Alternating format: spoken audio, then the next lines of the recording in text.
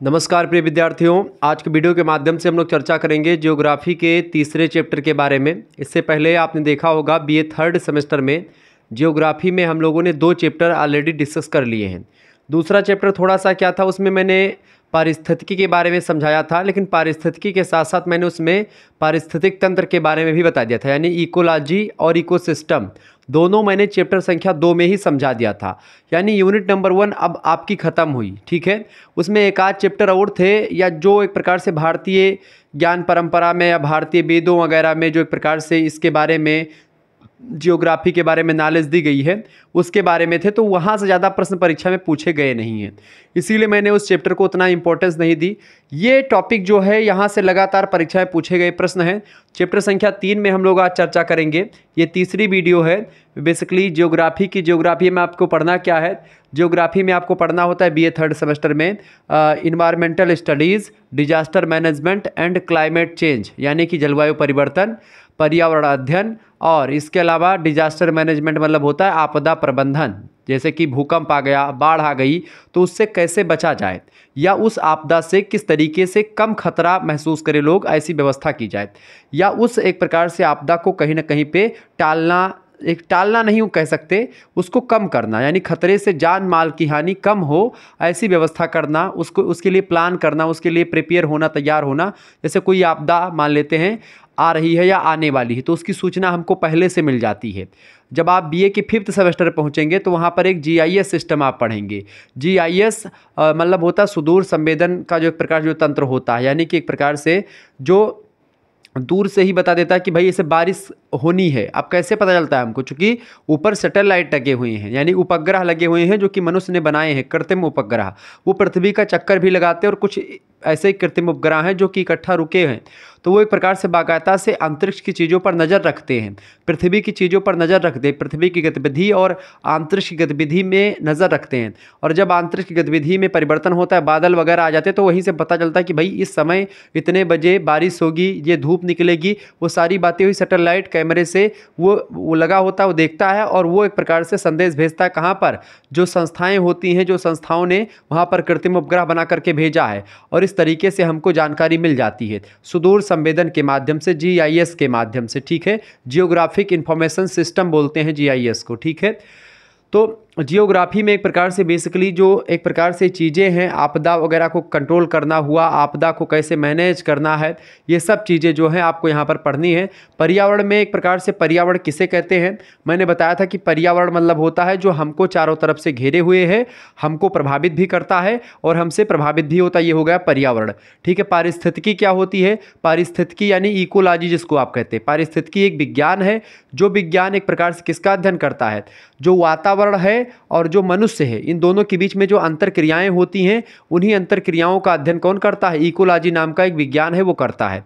Ecology विज्ञान जो है उसके अंतर्गत इकोसिस्टम का भी अध्ययन किया जाता है। इकोसिस्टम क्या है, जैसे किसी एरिया विशेष में, जैसे झील हो गई, तालाब हो गया, समुद्र हो गया, स्थल हो गया, वन हो गया, तो इन सभी में क्या है, जैसे मान लेते हैं एक झील हो गई, झील में मछली पाई जाती है और जलीय जीव तमाम प्रकार के पाए जाते हैं।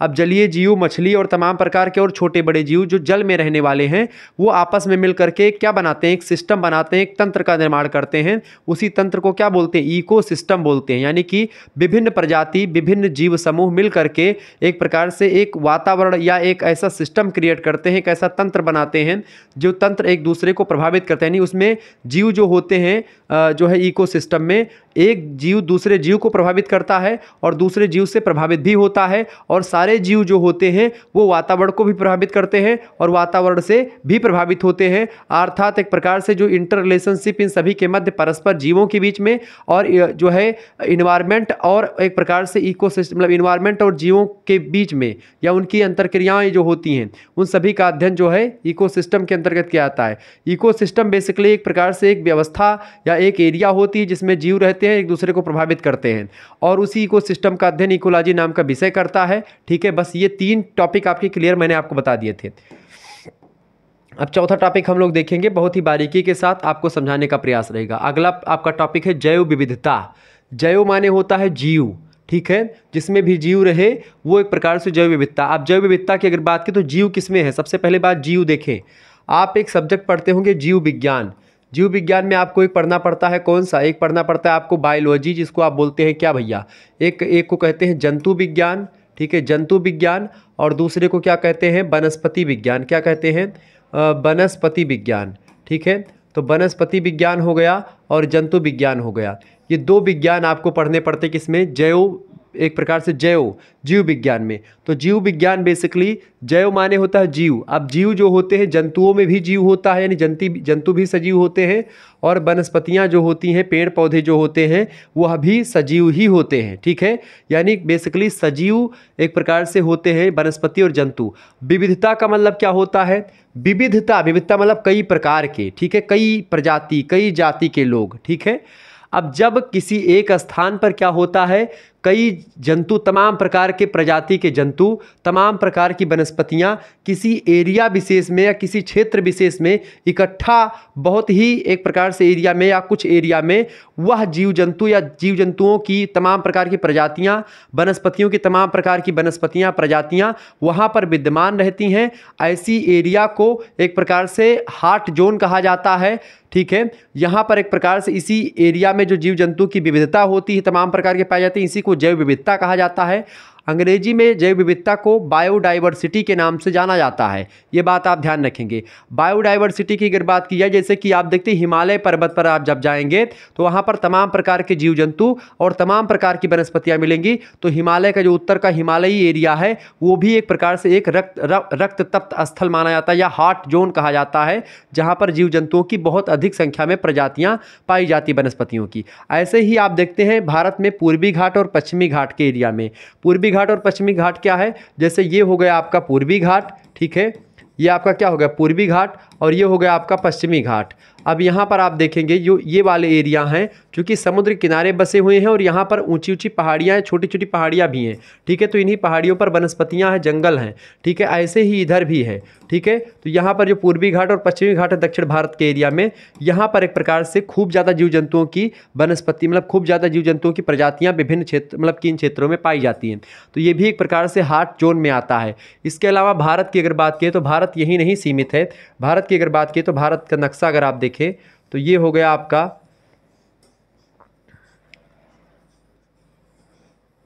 ये भारत है अपना, ठीक है। अब भारत की अगर बात की तो ये वाला एरिया जो विशेष है, मैं थोड़ा सा अगर इसको चेंज करना चाहूँ, देखें ये वाला जो एरिया विशेष है, ये वाला एरिया, ठीक है, ये, ठीक है। ये अब इसको तो बोलेंगे उत्तर का भारत का एक प्रकार से उत्तरी वाला मैदान, यहाँ पर खूब ज़्यादा एक प्रकार से जैव विविधता पाई जाती है। इसके अलावा अगर बात की जाए, ये वाला पूर्वोत्तर भारत का एरिया, पूर्वोत्तर वाला एरिया ये वाला, ठीक है, ये भी एक प्रकार से हॉट जोन में माना जाता है। यहाँ पर जैव विविधता खूब पाई जाती है पूर्वोत्तर एरिया में, ठीक है, क्योंकि यहाँ पर पहाड़ियाँ हैं और पहाड़ियों के साथ साथ यहाँ पर जंगल भी हैं, ठीक है, तमाम वनस्पतियाँ आपको मिलेंगी। और इधर ही एक प्रकार से ये एरिया। इसके अलावा अगर आप देखेंगे महोदय ना, तो इसमें भी कई प्रकार की चीज़ें आपको दिखेंगी। जैसे कि अगर मैं आपको बताऊं, जैसे एक यहाँ पर जो एक प्रकार से ये जो है पश्चिमी घाट हो गया और ये पूर्वी घाट हो गया, यहाँ पर भी खूब वनस्पतियाँ आपको देखने को मिलेंगी, ठीक है। तो ये 4-5 इलाके। इसके अलावा आप देखेंगे जो यहाँ पर चीज़ें हैं, जैसे कि अगर मैं आपको बताना चाहूँ, यहाँ पर आपका लक्षद्वीप समूह है, ठीक है, यहाँ पर आपका अंडमान निकोबार द्वीप समूह है, तो यहाँ पर भी एक प्रकार से वनस्पतियाँ पाई जाती हैं। तो इस तरीके से ये सब हॉट जोन में शामिल होते हैं, जहाँ पर वनस्पतियाँ और जीव जंतुओं की कई प्रजातियाँ इकट्ठे पाई जाती हैं। तो ये सब जैव विविधता वाले क्षेत्र में एक प्रकार से आते हैं, इंक्लूड होते हैं। तो ये बात यहाँ पर क्लियर हुई। तो जैव विविधता बेसिकली आपको समझ में आएगा, यानी जहाँ पर जीव जंतु और वनस्पति खूब ज़्यादा मात्रा में इकट्ठे रहत हुए और एक दूसरे को प्रभावित करती हैं, एक दूसरे से प्रभावित भी होती हैं, वो जैव विविधता का क्षेत्र हुआ, ठीक है। कई प्रजातियाँ, विलुप्त प्राय प्रजातियां भी वहां पर मिल जाती हैं कभी कभी। तो ऐसे एरिया को जो है हॉट जोन कहते हैं। और जैव विविधता एक प्रकार से इसी को कहते हैं, जहां पर जीवों की विविधता हो, वनस्पतियों की खूब विविधता हो, कई प्रकार के जीव जंतु, कई प्रकार के वो चीज़ें रहती हों, ठीक है। क्लियर? आगे बढ़ते आप समझने का प्रयास। तो अब तो आपका क्लियर हो गया होगा। समझे, जैव विविधता जिसे जैविक विविधता भी कहते हैं, अलग अलग तरह की वनस्पतियों एवं जानवरों का संग्रह होता है जो एक ही विशेष क्षेत्र में रहते हैं या फैले हुए होते हैं। जैव विविधता जितनी समृद्ध होगी उतना ही सुव्यवस्थित और संतुलित हमारा वातावरण होगा। जैव विविधता मतलब जितना ज़्यादा प्रजातियां वनस्पतियां हमारे वातावरण में मौजूद होंगी, हमारा वातावरण उतना ही एक प्रकार से कंफर्टेबल अपने आप को फील करेगा। यानी इन्हीं वनस्पतियों और इन्हीं एक प्रकार से जो जानवर या जंतु होते हैं ये लगातार खत्म हो रहे हैं। इसके खत्म होने का एक प्रकार से नकारात्मक प्रभाव मनुष्य के जीवन पर भी पड़ेगा और पर्यावरण पर भी पड़ेगा। यानी पर्यावरण जो है संतुलन जो बना रहता है इन्हीं जैव विविधता के कारण ही बना रहता है, क्योंकि हर एक जाति हर एक प्रजाति का एक प्रकार से वातावरण के एक प्रकार से दृष्टिकोण से बहुत ही महत्व है।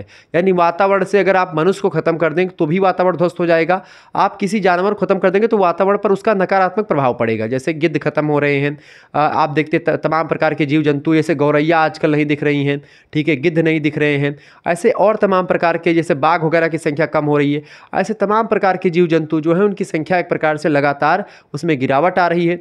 और इस गिरावट की वजह से जो वातावरण है एक प्रकार से वो एक प्रकार से प्रभावित हो रहा है, वातावरण पर नकारात्मक प्रभाव पड़ रहा है। ठीक है, तो वातावरण का संतुलन कब बना रहेगा? जब ये जैव विविधता वाले क्षेत्र जो होंगे वो सुव्यवस्थित होंगे और इनकी रक्षा की जाएगी। अलग अलग तरह की वनस्पति जीव जंतु भी धरती को रहने के योग्य बनाने के लिए अपना योगदान देते हैं। यानी मान लेते हैं उनकी जो सांस होती है या उनके द्वारा जो एक प्रकार से मल वगैरह होता है उससे भी कहीं ना कहीं पे वातावरण संतुलन बना रहता है। ठीक है, जैसे केचुआ जो होता है वो मिट्टी की उर्वरक क्षमता बढ़ाने के लिए जाना जाता है, इसीलिए केचुए को किसान का मित्र भी कहा जाता है। कुल मिलाकर के कहने का मतलब ये है कि हर एक जीव और हर एक वनस्पति निरर्थक नहीं आई है इस समाज में, इस पृथ्वी पर। यानी कि हर एक जंतु का, हर एक वनस्पति का वातावरण के दृष्टिकोण से और मनुष्य के जीवित रहने के दृष्टिकोण से सबका महत्व है। हर एक जीव जंतु मनुष्य के जीवन को एक प्रकार से एक नई ऊर्जा देने का काम करता है, या मनुष्य को कहीं ना कहीं पे अप्रत्यक्ष या प्रत्यक्ष रूप से प्रभावित करते हैं हर एक जीव, हर एक वनस्पतियाँ।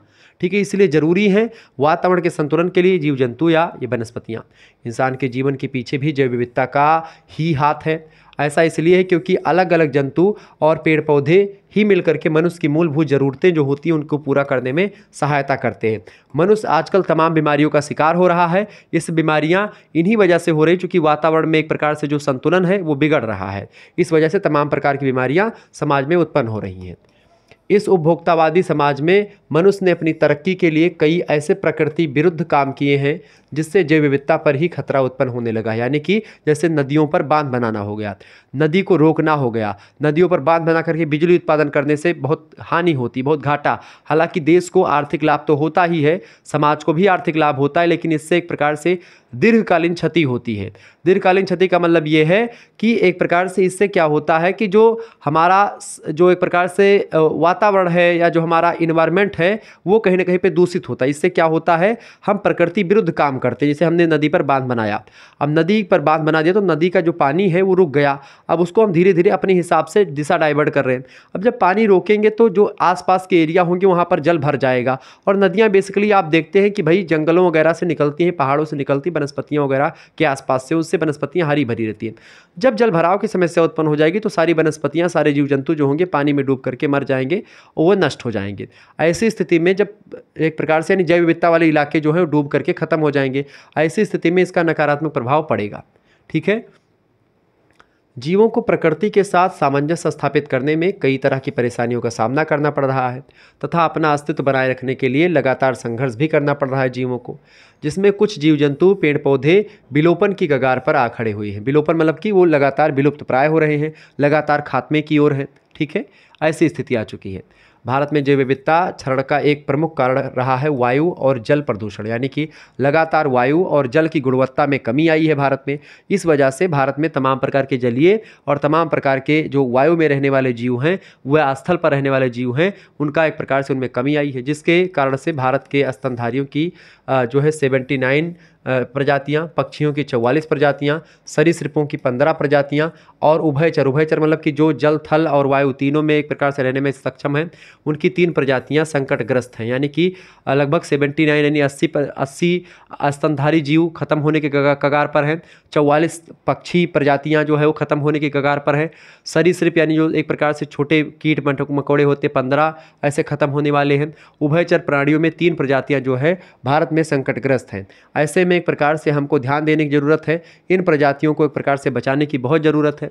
एक नए शोध के अनुसार वनस्पतियों की लगभग मतलब ये जो वनस्पतियां हैं, जो पेड़ पौधे हैं, उनकी लगभग 1500 से अधिक प्रजातियां भारत में संकटग्रस्त हो गई हैं। ऐसी स्थिति में इन 1500 प्रजातियों का अगर प्रयोग करें या इन वनस्पतियों का प्रयोग करें तो ये वनस्पतियों से तमाम प्रकार की औषधियाँ, तमाम प्रकार के एक प्रकार से जीवन से रिलेटेड तमाम प्रकार की शारीरिक दवाइयों का हम एक प्रकार से निर्माण कर सकते हैं। लेकिन ये सब प्रजातियाँ अपने विलोपन पर हैं, अपने जो है एक प्रकार से खात्मे की ओर हैं। क्यों? क्योंकि मनुष्य लगातार एक प्रकार से उपभोक्तावादी समाज है, मनुष्य लगातार विकास की ओर आगे बढ़ रहा है और विकास का एक प्रकार से प्रभाव पड़ रहा है कि वनस्पतियाँ हमारी और जो जीव जंतु हैं वो नष्ट हो रहे हैं, क्योंकि उनके लिए अनुकूल दशाएं मौजूद नहीं हो पा रही हैं।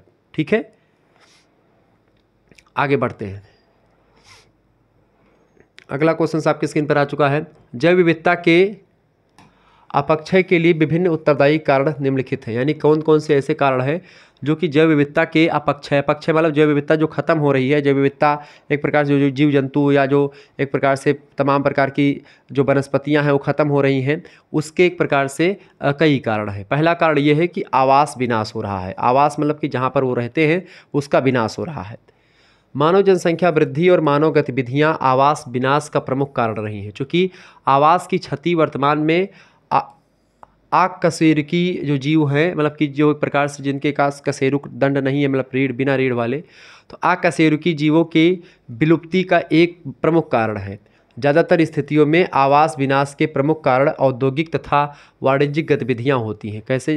जैसे कोई उद्योग स्थापित करना हुआ किसी एरिया में, किसी जंगल में, उसको लगा दिया, कोई बांध बनाना हुआ, तो ये सब विकास की जो वाणिज्यिक गतिविधियां हैं जिनका संबंध वैश्विक अर्थव्यवस्था से, जैसे कि खनन करना हुआ।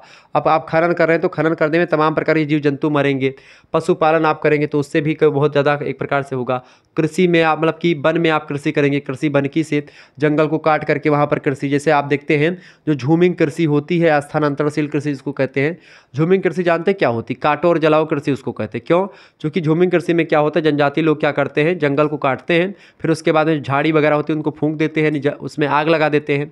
आग लगा देंगे तो वो जल जाएगा। जब उससे क्या होगा, जो वनस्पतियाँ होंगी वो नष्ट होंगी फर्स्ट, दूसरे नंबर पर जो जीव जंतु वहाँ पर होंगे वो नष्ट हो जाएंगे। ठीक है, और वहाँ पर खेती करेंगे। ठीक है, और फिर जब वहाँ की उर्वरक क्षमता मिट्टी की क्षीण हो जाएगी, फिर दूसरे स्थान पर जाएंगे, वहाँ पर ऐसी प्रक्रिया अपनाएंगे और वहाँ पर खेती करेंगे। तो इसलिए एक प्रकार से ये कृषि वनिकी से बहुत दिक्कत है और बहुउद्देशीय परियोजनाएं, जैसे कि बांध वगैरह बनाना, ये बहुउद्देशीय परियोजनाएं होती है। बांध बनाना केवल बिजली के लिए बांध नहीं बनाया जाता है, बांध से ही नहरों का एक प्रकार से निर्माण किया जाता है। तो कहीं ना कहीं पे बहुउद्देशीय परियोजनाओं की स्थापना से लगातार एक प्रकार से जो भारतीय जो जैव विविधता क्षेत्र है वो ग्रसित रहा है, संकटग्रस्त रहा है। वर्षा वन, उष्णकटिबंधीय शुष्क वन, नम भूमियाँ, ज्वारीय वन तथा घास के मैदान जोखिमग्रस्त आवास के एक प्रकार से उसमें आते हैं। तो ये सब एक प्रकार से खात्मे की ओर अपने लगातार बढ़ रहे हैं, जिससे एक प्रकार से मनुष्य पर इसका प्रतिकूल प्रभाव पड़ेगा। ठीक है, इसमें कोई दो राय नहीं है। एक बात और मैं बता दूं, अगर आपको जैसे कि ये क्लास हो रही है, तीसरी चौथी क्लास है, इसकी अगर आपको सारी क्लास देखनी है या एक प्रकार से सारी क्लास, तो आपको कुछ क्लासेस यूट्यूब पर मिल जाएंगी, बाकी कुछ क्लासेस जो होंगी वो प्राइवेट फॉर्म में आपको मिल जाएंगी। तो या फिर एक प्रकार से इन सभी के PDF नोट्स जो आपको प्राप्त करने हैं, तो PDF नोट्स किसी भी सब्जेक्ट का प्राप्त करना है। हर एक सब्जेक्ट का कोर्स जो है मात्र 100 रुपीज़ में लॉन्च कर दिया गया है। 91 61 93 60 62 ये मेरा व्हाट्सअप नंबर है, इसी पर आपको SMS करना है अगर आपको कोर्स लेना है। Geography, political science, history, Hindi, ancient history, शिक्षा शास्त्र, इकोनॉमिक्स, ऐसे तमाम प्रकार के और सब्जेक्ट जिनकी आपको कोर्स लेने हैं, तो आप मात्र इसी पर SMS करेंगे। कहेंगे कि सर जी हमारा नाम ये है, तो अपना नाम बता दीजिएगा। ठीक है, अपने विषय का नाम आप बताइएगा कि हमारा विषय ये है, अपनी यूनिवर्सिटी का नाम आप बताइएगा कि हमारी यूनिवर्सिटी ये है। ठीक है, आप अपनी यूनिवर्सिटी का नाम बताएंगे। यूनिवर्सिटी के अलावा जो है आप नाम, विषय, यूनिवर्सिटी, और इसके अलावा आप अपने एक प्रकार से, तो बस इतना ही आपको बताना है। और इसके अलावा आपको करना क्या है, आपको मात्र 100 रुपीज़ सेंड कर देने हैं, और उसी 100 रुपीज़ में आपके 3 आपके मेजर सब्जेक्ट, एक आपका माइनर सब्जेक्ट और एक आपका को करिकुलर सब्जेक्ट। को करिकुलर में आपको क्या पढ़ना है, आपकी बार human values and environmental studies के बारे में पढ़ना है, यानी मानव मूल्य और पर्यावरण अध्ययन के बारे में आपको जानना है। ठीक है, मानव मूल्य और पर्यावरण अध्ययन का PDF और तमाम प्रकार के मॉडल पेपर लगभग 30-35 वीडियोज़ आपके समक्ष होंगी यूट्यूब पर, जिनको आप देखेंगे। और इसके अलावा और नवीन क्लासेस तमाम प्रकार की आपको करवाई जाएंगी। ठीक है, नई क्लासेस और इनकी जो 35-36 वीडियो इनकी PDF नोट्स भी आपको एक प्रकार से इसी 100 रुपये में ही इंक्लूड कर दी जाएगी। तो 100 रुपये में ही आपको सारे सब्जेक्ट की क्लासेस बिल्कुल और बिल्कुल बहुत ही आसान भाषा में सारी चीज़ समझाई जाएंगी। यानी शुक्ला स्टडी पॉइंट के द्वारा ये बहुत बड़ा काम किया गया है। तो आप में से जिन छात्रों को कोर्स में शामिल होना है जल्दी से जल्दी शामिल हो जाएं, नहीं तो बाद में ये प्राइस हो सकता है बढ़ भी जाए। इसीलिए अभी के लिए लॉन्च किया गया है ताकि आप मात्र 100 रुपये में हर एक सब्जेक्ट की तैयारी विधिवत तरीके से कर पाएं। ठीक है, तो फटाफट से SMS करें 91 61 93 60 62 पर और ज्वाइन कर लें कोर्स को, ताकि एक प्रकार से आप विधिवत नंबर पाएं। और अगर आपने कोर्स ज्वाइन कर लिया, यहाँ पर आपको क्या होंगे, हर एक सब्जेक्ट के PDF वगैरह आपको मिलेंगे, PDF नोट्स मिलेंगे। ठीक है, जो भी चैप्टर वाइज क्लासेस यूट्यूब पर होंगी उनकी सारे की PDF मिलेंगी। इसके अलावा मॉडल पेपर के PDF नोट्स यहाँ पर आपको मिलेंगी। जो पिछले वर्ष में क्वेश्चन पेपर हुए हैं उनकी भी एक प्रकार से PDF नोट्स मैं देखूंगा, अगर मिलेगा तो वो भी मैं व्यवस्था करवा दूंगा। इसके अलावा इसमें जो मैराथन क्लास होगी उसके बारे में भी मैं आपको बताऊंगा। मैराथन क्लास भी आपको एक प्रकार से लाइव फॉर्म में मिलेगी, आपके डाउट वगैरह क्लियर होते रहेंगे। यानी 100 रुपये में ही, 100 रुपये तो आप एकदम से अगर सोचे तो एक बार बाजार जाओ तो तुरंत खत्म हो जाते हैं।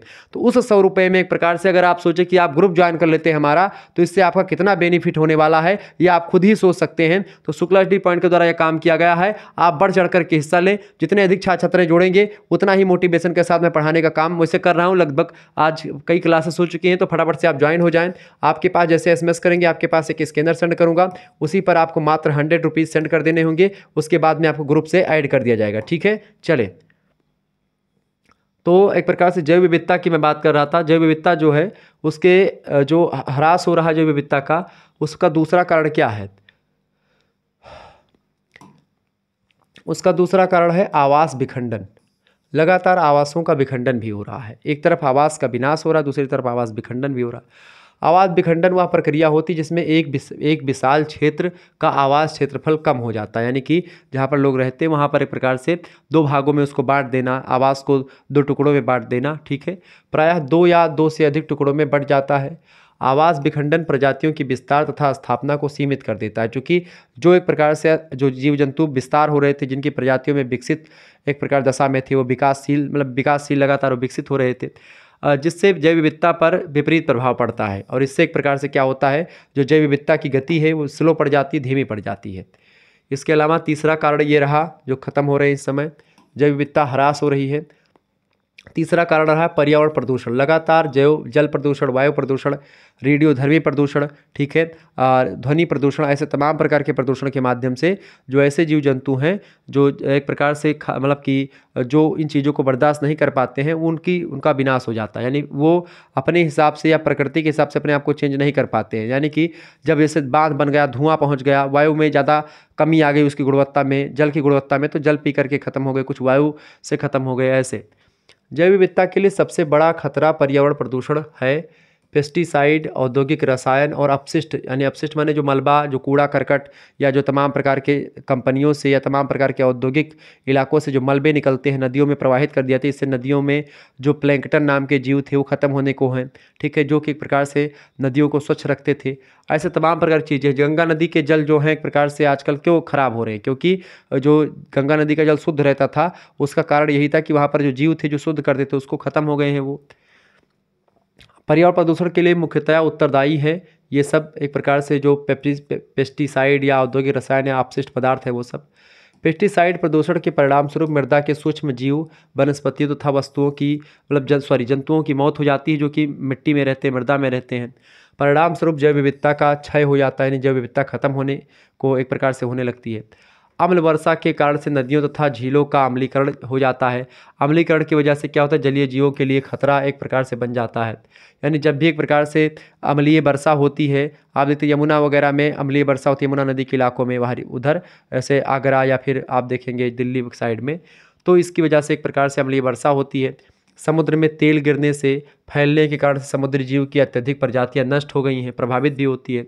संवेदनशील प्रजातियां समाप्त हो जाती हैं, यानी कि जो ऐसी प्रजातियां हैं जो कि कम मात्रा में रह रही हैं वो प्रजातियां बिल्कुल विलुप्त हो जाती हैं। तो कहीं ना कहीं पे आप देखेंगे कि ये जो प्रजातियां खत्म हो रही हैं या जो जैव विविधता है उसका ह्रास हो रहा है, इसका कारण मनुष्य ही रहा है। ठीक है, चौथी बात, चौथा कारण है कि विदेशी मूल वनस्पतियों का आक्रमण, क्योंकि कभी कभी क्या होता है कि विदेशी मूल की वनस्पतियां भारत में आ जाती है। जैसे कि आजकल जो वृक्ष भारत में हैं, ऐसे वृक्ष भारत में पहले नहीं थे। जैसे यूकेलिप्टस वगैरह जो हैं, ये एक प्रकार से भारतीय वृक्ष नहीं है।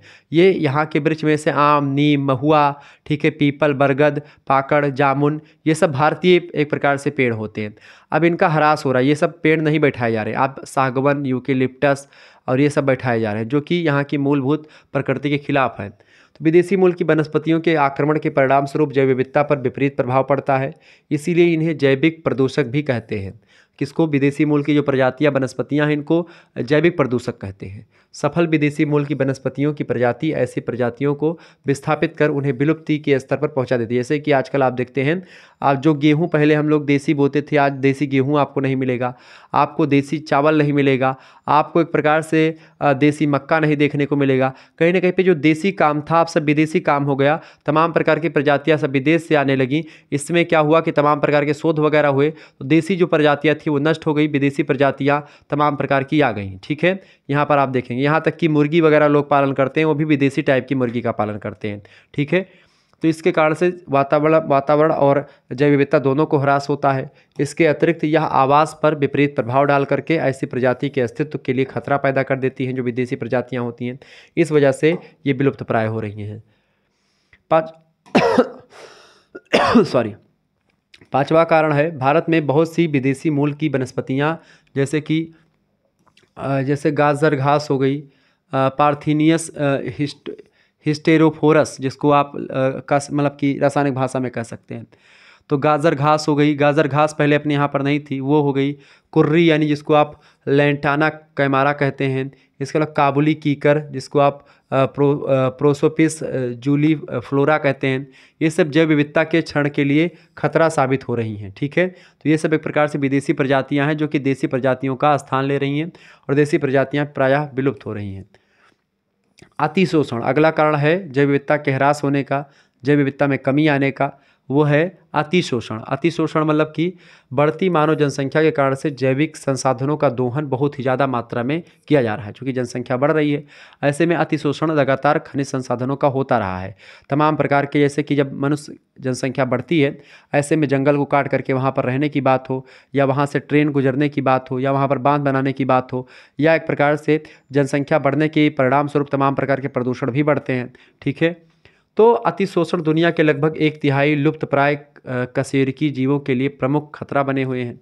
बढ़ती ग्रामीण बेरोजगारी, उन्नत शोषण विधियों के विकास तथा अर्थव्यवस्था के वैश्वीकरण ने बहुत सी प्रजातियों को विलुप्ति के शीर्ष पर पहुंचा दिया है, यानी खात्मे के कगार पर है। अगर प्रजाति पूरी तरह से समाप्त नहीं हो जाती या होती हैं, तो भी उनकी जनसंख्या उस स्तर तक घट जाती है जहां से वह अपना पुनरुत्थान करने में अक्षम होती है। यानी कि इतना कम हो जाती है जनसंख्या इन जीवों की कि वो दोबारा से एक प्रकार से आगे अपने जीवों का विकास दोबारा से नहीं कर सकते, पुनरुत्थान नहीं कर सकते, दोबारा से वो अपने आप को उस स्थिति में नहीं ला सकते जिस स्थिति में वो पहले थे। ऐसे में पर्यावरण को भी नुकसान होता है, और जो है ये प्रजातियाँ तो नष्ट हो ही रही हैं। वन विनाश की वजह से बहुत ज़्यादा दिक्कत होती है। वन विनाश की वजह से आजकल जो बारिश आप देखते रहे कम हो रहा है, इसकी वजह का एक कारण वन विनाश भी है। विकास कार्यों, यानी कि जैसे मान लेते हैं कोई रोड बन रहा है जंगल के बीच से, कोई ट्रेन गुजर रही है, या कुछ भी एक प्रकार से व्यवस्था कर रही, बांध वगैरह बन रहा, तो इससे बहुत ज़्यादा दिक्कत होती है। कहीं कहीं पर जंगल को काट करके वहाँ पर आवास की सुविधा के लिए व्यवस्था करी जाती है। तो विकास कार्यों तथा कृषि के विस्तार के कारण उष्णकटिबंधीय देशों के जंगलों को बड़े पैमाने पर नष्ट किया गया है। उष्णकटिबंध मतलब कि ऐसे इलाके जहाँ पर खूब घने जंगल होते हैं, जहाँ पर बारिश भी खूब ठीक ठाक मात्रा में होती है। गर्म वाले इलाके, उष्णकटिबंध बेसिकली किसको कहते हैं? ये पृथ्वी है अपनी। उष्णकटिबंध का इलाका, ये 0 डिग्री जो है सेल्सियस, मतलब कि ये 0 डिग्री अक्षांश है। इसके ऊपर जाएंगे तो 23.5 डिग्री, एक प्रकार से 23.5 डिग्री, ये एक प्रकार से आपकी कौन सी रेखा जाती है? 23.5 डिग्री पर आपकी कर्क रेखा जाती है। ठीक है, और 23.5 डिग्री दक्षिण अक्षांश पर, ये 23.5 डिग्री पर ये मकर रेखा होती है। तो इसी कर्क रेखा और मकर रेखा के बीच का जो इलाका पूरा का पूरा ये खाली है, ये इलाका उष्णकटिबंध का इलाका होता है। यहाँ पर पूरी पृथ्वी पर जो है कोई भी अगर जंगल पाया जाता है इस पूरे एरिया में, तो उष्णकटिबंधीय जंगल कहा जाता है। यहाँ पर खूब दबा करके बारिश भी होती है, और यहाँ पर एक प्रकार से जो ऊंचे ऊंचे एक प्रकार से, मतलब कि यहाँ पर क्या होता है, बर्फ, मतलब कि यहाँ पर विषुवत रेखा पर बेसिकली तो हमेशा यहाँ पर इस एरिया में पानी हमेशा बरसता रहता है।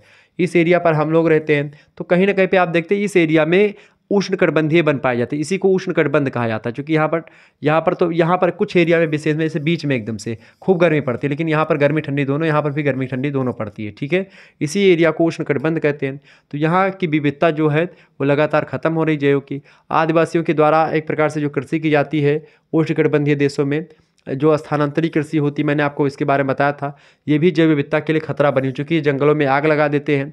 जंगलों में आग लगने के बाद में उसको काटते हैं, फिर जो बचता है उसके बाद में फिर वहाँ पर खेती करते हैं, फिर खेती की उर्वरक क्षमता छीड़ होती, फिर जंगल में जाते दूसरे एरिया को काटते हैं, वहाँ पर खेती करते हैं। इस तरीके से ये लगातार यही प्रक्रिया करते रहते हैं। इससे एक प्रकार से जंगल के जो जीव जंतु हैं और वनस्पतियाँ, उनको लगातार खतरा बना रहता है। अन्य गौण खतरे भी लगातार एक प्रकार से मंडरा रहे हैं, जो कि एक प्रकार से जो है जैव विविधता के लिए खतरा बने हुए। जैसे कि अति चराई, कभी कभी क्या होता है कि पशुपालन की वजह से पशुओं को लोग पालते हैं और वनस्पतियों को चराने के लिए जंगल में अपने पशुओं को छोड़ देते हैं, जैसे भेड़ हो गई, गाय भैंस हो गई, बकरी हो गई। तो ये सब एक प्रकार से इतना चर लेते हैं, इतना पेड़ पौधों को उपड़ देते हैं।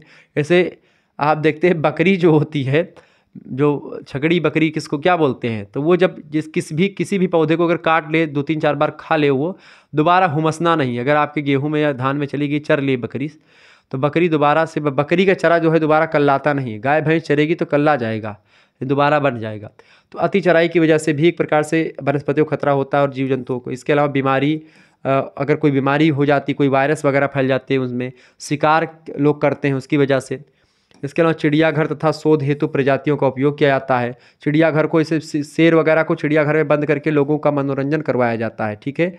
अब वही है कि भाई शेर है, अब उसको आप मनोरंजन करवाओगे, किसी दिन मौका मिलेगा तो दबा देगा कुछ लोगों को। कहीं ना कहीं पे कहने का मतलब ये है कि भाई शेर भूखा ही सही, लेकिन म्यान से आने से तो रहा। मतलब कि वो एक प्रकार से, अब वो शेर है, वो घास, मतलब घास तो खाने से रहा, घास थोड़ी खाएगा वो।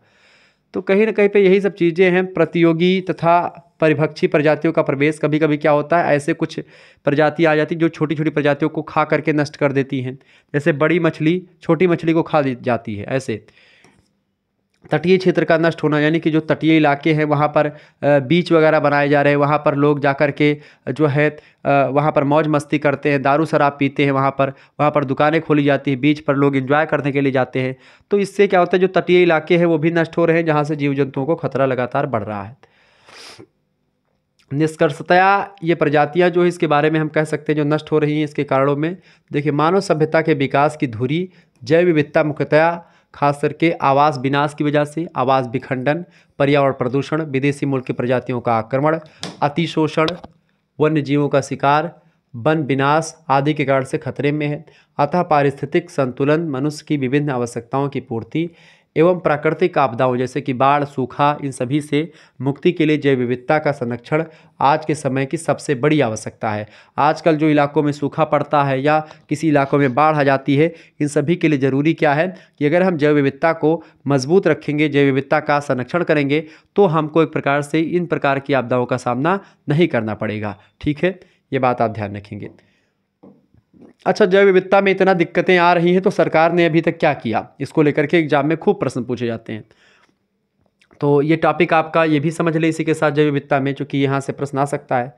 देखिए, तो जैव विविधता के संरक्षण हेतु क्या क्या उपाय किए गए हैं विभिन्न सरकार के द्वारा, भारतीय सरकार के द्वारा बेसिकली, या विभिन्न सरकार के द्वारा, उसके बारे में थोड़ा सा जानते हैं। देखिए, ऐसा नहीं है कि सरकारों ने इसको लेकर के काम नहीं किया है, काम किया है, बैठकें भी हुई हैं, लेकिन उस पर अमल करने में कहीं ना कहीं पे देश पीछे हटे हैं या उसमें सफल उतना नहीं हुए हैं।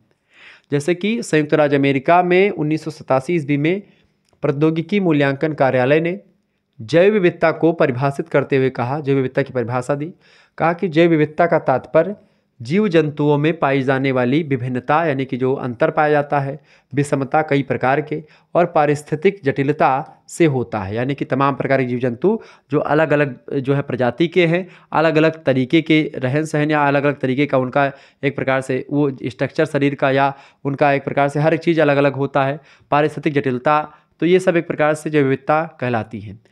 वास्तव में बायोडाइवर्सिटी शब्द जो है सबसे पहले 1985 में रचा गया था। यह बायोलॉजिकल डाइवर्सिटी का संक्षिप्त रूप है, यानी कि बायोडाइवर्सिटी का पूरा नाम क्या है, बायोलॉजिकल डाइवर्सिटी। ठीक है, जैविक विविधता या जैव विविधता। 1992 ईस्वी में रियो डी जेनेरियो नाम का एक शहर है, वहाँ पर एक शिखर सम्मेलन होता है, तो ब्राज़ील में पड़ता है ये। तो रियो डी जेनेरियो में शिखर सम्मेलन के बाद होता है, उसके बाद यह शब्द अत्यधिक प्रचलित हुआ बायोडाइवर्सिटी।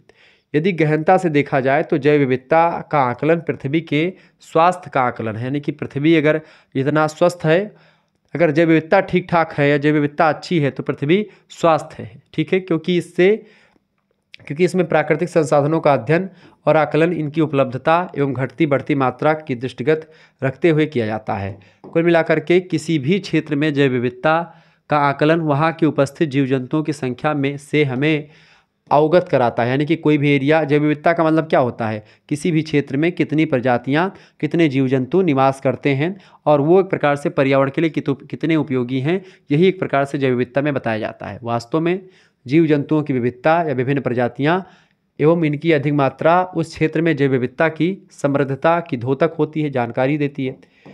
ये रहा जैव विविधता को लेकर के कई प्रकार की विधियाँ अपनाई गई हैं सरकारों के द्वारा। जैव विविधता संरक्षण की विधियाँ, देखिए जैव विविधता 2 प्रकार से संरक्षित की जा सकती है। कितने प्रकार से? 2 प्रकार से। कौन कौन सी? एक तरीका यह है कि स्वास्थान संरक्षण किया जाए, यानी उस स्थान पर जहाँ पर जनसंख्या, मतलब जहाँ पर ये प्रजातियाँ रहती हैं, जहाँ पर वनस्पतियाँ ज़्यादा रहती हैं। और दूसरा स्वास्थानेतर संरक्षण, यानी कि जहाँ पर नहीं रहती हैं वहाँ पर भी उन प्रजातियों को रखने का प्रयास किया जाए। जहाँ पर रहती हैं उनको तो लॉक कर दिया जाए, उनको जैसे उनको जो है हार्ट जोन में शामिल कर दिया जाता है ताकि वहाँ पर और कोई दूसरी प्रजातियाँ ना जा पाएँ, या उस एरिया को प्रतिबंधित कर दिया जाए, या फिर दूसरे स्थान पर उनको और ले जा करके उनको बसाया जाए। 10 वर्ष पूर्व तक जैव विविधता संरक्षण जीन, जाति और आवास के संरक्षण तक सीमित था, लेकिन अब संरक्षण में एक नए ढांचे का आविर्भाव हुआ है जो जैव विविधता के संरक्षण, अध्ययन और संपोषणीय उपयोग पर आधारित है। संपोषणीय उपयोग मतलब होता है ऐसा उपयोग जीव जंतुओं का किया जाए या संसाधनों का जिससे भावी पीढ़ी के लिए भी वो संसाधन बचे रह सकें, ठीक है। इसके लिए उठाए जाने वाले कदमों में सुरक्षित इलाकों व बीज कोष के रखरखाव से ज़्यादा महत्वपूर्ण है। कृषि, वनिकी और प्रौद्योगिक नीतियों में सुधार लाना सबसे पहली बात। दूसरी बात, अंतर्राष्ट्रीय व्यापार समझौतों और जल संभर प्रबंधन को सुदृढ़ करना।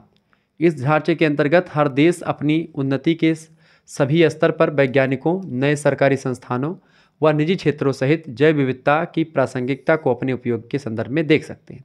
यानी अब जैव विविधता भी एक प्रकार से एक जो है हर एक देश का एक जो है उसके मैनिफेस्टो में रखा गया। इस तरह विभिन्न गतिविधियों को जैव विविधता के संरक्षण उपयोग से जोड़ा जा सकता है, ठीक है। कोई भी विकास अगर आपको करना है, कोई भी जो है कुछ करना है, उद्योग स्थापित करना, तो एक बार ध्यान दें कि इससे जैव विविधता को नुकसान तो नहीं हो रहा है, ठीक है। तो जैव विविधता को उसके तीनों स्तरों पर यथा जैसे पहला होता है अनुवांशिक स्तर, दूसरा होता है जाति और तीसरा होता है आच्छुण्य पारिस्थितिकी तंत्र परिलक्षित करने का सर्वोत्तम तरीका है। वन क्षेत्र के अपर्याप्त भाग को सुरक्षित इलाके के रूप में बचाए रखना, ये भी कर सकते हैं। इसमें राष्ट्रीय उद्यान और वन्य अभ्यारण्य का जाल हो सकता है, इसको बना दिया जाए, जिसमें एक प्रकार से हर विशिष्ट पारिस्थितिकी तंत्र को सम्मिलित किया जाए। ऐसा जाल किसी भी देश की संपूर्ण जैव विविधता को परिलक्षित कर सकेगा। कुल मिलाकर के जो है इसको क्या करना चाहिए कि जैसे जैव विविधता वाला एरिया घोषित कर दे कि यहाँ पर भाई मनुष्य नहीं जा सकते, यहाँ पर वर्जित है लोगों का जाना, तो वहाँ पर वो जो वनस्पतियाँ हैं या जो एक प्रकार जीव जंतु हैं उन पर शोध किया जाए, उन पर रिसर्च की जाए, उनको बचाने का प्रयास किया जाए, ठीक है, उनके लिए उचित प्रबंधन किया जाए, ठीक है। ये सब चीज़ें, पहला काम यह है कि समेकित सुरक्षित इलाका तंत्र एक होता है। समेकित सुरक्षित इलाका तंत्र एक प्रकार से सुरक्षित इलाकों को जैव भौगोलिक भागों का प्रतिनिधित्व करना चाहिए। इसमें दुर्बल परिस्थिति तंत्र, उच्च जाति विविधता और खास करके इसमें मतलब ऐसी प्रजातियां शामिल है, ऐसी पारिस्थितिकी तंत्र शामिल है जो कि एक प्रकार से दुर्बल है या कम होने के कगार पर है, उनको रोक दिया जाए, उनको बढ़ाने का प्रयास किया जाए। जो उच्च जाति विविधता वाले इलाके हैं या जो उच्च देशजता वाले एक प्रकार से इलाके हैं, उनके लिए अपेक्षाकृत ज़्यादा प्रतिनिधित्व का प्रावधान किया जाए ताकि वहाँ पर एक प्रकार से जो ये सब चीज़ें हैं वो सब सुरक्षित रह सकें। और जैव विविधता में समृद्ध क्षेत्र जहाँ वनस्पति और जंतुओं को अपेक्षाकृत अधिक खतरा है, उनको तप्त स्थल एक प्रकार से कहलाते हैं। रक्त तप्त स्थल वो कहलाते हैं जहाँ पर जैव विविधता वाले क्षेत्रों को या जीवों को खतरा ज़्यादा हो रहता है, लेकिन जीव जंतु वहाँ पर खूब अधिक मात्रा में रहते हैं और वहाँ पर लगा रहता है कि भाई खतरा इन पर महसूस हो रहा है, तो वह उस एरिया को घोषित कर दे ताकि एक प्रकार से वहाँ पर लोग ना जा सके। ऐसे 12 तप्त स्थल जो है, यानी कि जो है जो एक प्रकार से हॉट जोन है वो घोषित किए गए हैं 12 तप्त स्थल, और वन्य जैव अभ्यारण्य का अभिसूचन अवश्य किया जाना चाहिए, जो कि एक प्रकार से विलुप्त प्राय कगार पर हैं, या जिनकी एक प्रकार से प्रजातियाँ जो जीव जंतु एक प्रकार से विलुप्त प्राय प्रजाति पर हैं या कगार पर हैं, उसको एक प्रकार से बचाया जाए। दूसरा होता है सुरक्षित इलाके, यानी कि प्रभावी संरक्षण के लिए सुरक्षित इलाकों जैसे कि राष्ट्रीय उद्यान बना दिया जाए, वहाँ पर अन्य वन्य जीव अभ्यारण्य बना दी जाए, इसकी अभिसूचना अवश्य की जानी चाहिए। इससे क्या होगा, जब कोई राष्ट्रीय इलाका बन जाएगा तो वहाँ पर जो बाहरी जो एक प्रकार से हस्तक्षेप होगा वो कम हो जाएगा, वहाँ का जो एक प्रकार से जो लोग वहाँ के हैं वो उन जीव जंतुओं का शिकार नहीं कर पाएंगे, ठीक है, वहाँ के जीव जंतुओं को नुकसान या वनस्पतियों को नुकसान नहीं पहुँचा पाएंगे। तो सरकार को ऐसे ऐसे इलाकों को जहाँ पर जीव जंतु या प्रजातियों की ज़्यादा हैं, या ऐसे इलाके जहाँ पर एक प्रकार से प्रजाति खूब ज़्यादा मात्रा में है लेकिन वो ख़त्म होने के कगार पर हैं, उनको एक प्रकार से रोक करके और उनको एक प्रकार से राष्ट्रीय मतलब कि अंडर में ले लें, उसको राष्ट्रीय इलाका घोषित कर दें। और ऐसे भारत में कई इलाकों में किया गया है, ठीक है। तो ये सब करके हम जैव विविधता को बचा सकते हैं, जीवों की रक्षा कर सकते हैं, जिससे हमारा पर्यावरण स्वच्छ रहेगा और हमारा जो वातावरण जो होगा वो प्रदूषण रहित बनेगा, ठीक है, प्रदूषण से खात्मा होगा जिसका। इस तरीके से हमने इस चीज़ों को समझा। अगर आपको हिस्ट्री वाला देखना है मॉडल पेपर, तो हिस्ट्री का भी मॉडल पेपर मैंने दे दिया है, मॉडल पेपर भी दिया हुआ है 3rd सेमेस्टर का, और चैप्टर संख्या 1 मैंने पढ़ा दी है। तो कल यह वीडियो आप लोगों ने देखी होगी, BA 3rd semester chapter number संख्या 1 हिस्ट्री, यानी कि जो इसमें मॉडर्न हिस्ट्री मैंने पढ़ाई है, तो इसको आप देख लीजिएगा, बहुत ही महत्वपूर्ण है। 2025-26 का ये क्लास नंबर 1 है, इसके बाद में 2 क्लास भी आएगी और आगे चल करके और भी क्लासेस आपको मिलती रहेंगी। फटाफट से आप चैनल को सब्सक्राइब कर लीजिएगा। वीडियो पर अगर आप पहली बार शुक्ला टी पॉइंट देख रहे हैं तो चैनल को सब्सक्राइब भी कर दीजिएगा। बहुत बहुत धन्यवाद आप सभी का, इसी प्रकार से अपना प्यार हमेशा बनाए रखेंगे। मिलेंगे फिर नेक्स्ट वीडियो में, तब तक के लिए जय हिंद जय भारत। आप सभी का बहुत बहुत धन्यवाद हमारे साथ जुड़ने के लिए।